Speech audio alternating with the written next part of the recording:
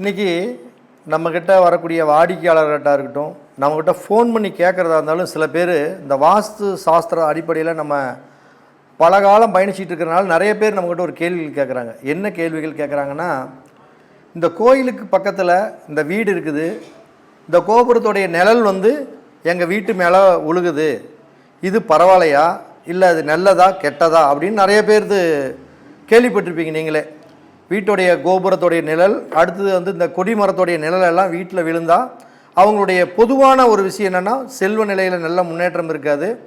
அதே மாதிரி அவங்களுடைய வம்சா வளர்ச்சி அப்படிங்கிறது தடைப்பட்டுக்கிட்டே இருக்கும். கொஞ்ச நாள் அந்த வாழ்ந்துட்டு இருந்த பரம்பரை அந்த இடத்தை விட்டு ஊர் வேறு ஊருக்கு போகக்கூடிய சம்பவங்கள் எல்லாம் நம்ம நேரடியாக பார்த்துருப்போம்.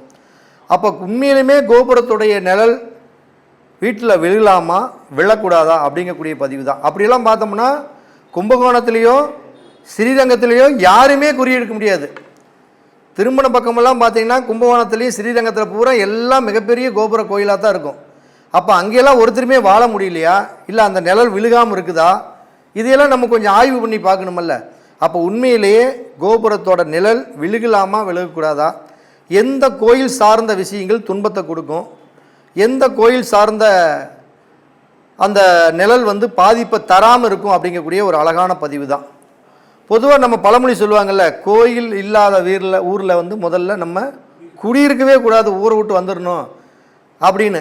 அப்போ நிறைய ஊரில் கோயிலே இல்லாதனால தான் திடீர்னு கடைசியில் இருக்காரு, ஒரு பிள்ளையாரை பிடிச்சி உட்கார வைடா அப்படின்னு சொல்லி கடைசியில் ஒரு மண் பிள்ளையார் மாதிரி பிடிச்சி ஒரு விநாயகர் கோயிலை வச்சுருப்பாங்க. நீங்கள் எந்த ஊரில் போய் எந்த கோயில் இருக்குதோ இல்லையோ பிள்ளையார் கோயில் இல்லாத ஊரே இருக்காது. அதுதான் கோயில் இல்லாத ஊரில் குடியிருக்கவே வேண்டான்னு சொன்னது. அப்போ இதில் நீங்கள் நல்லா பார்க்கணும், எப்பயுமே நம்ம ஒரு கோயில் இருக்குன்னா அந்த கோயிலுக்கும் நம்ம குடியிருக்கிற வீட்டுக்கும் உள்ள ஒரு டிஸ்டன்ஸ் தான் அந்த வாஸ்துப்படி எத்தனை அடின்னு ஒரு கணக்கு இருக்குது.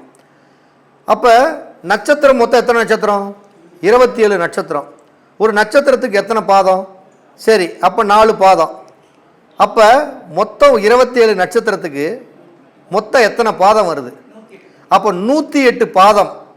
27 நட்சத்திரத்துக்கு உண்டான பாதங்கள் மொத்தம் 108. அப்போ கோயிலுடைய அந்த எல்லைன்னு ஒன்று இருக்கும் பார்த்தீங்களா, காம்பவுண்டு செவரு வச்சுருப்பாங்க பார்த்தீங்களா, அந்த கோயிலுடைய நுழைவாயில், அந்த நுழைவாயிலிருந்து 108 அடி தாண்டிட்டா, 109 110 இப்படி 108 அடி தாண்டிட்டாவே அந்த கோபுரத்துடைய நிழல் நார்மலாகவே கோபுரத்தோடைய ஒரு நிழல் மரம் நிற்குதுன்னா அந்த நிழலுடைய அந்த சாய்வு வெளிச்சம் நிழல் வீட்டு மேலே உழுகுதுன்னா ஒரு 108 அடிக்குள்ளே தான் உழுகு, அதுக்கு மேலே உழுகாது. இதுதான் லாஜிக்கு.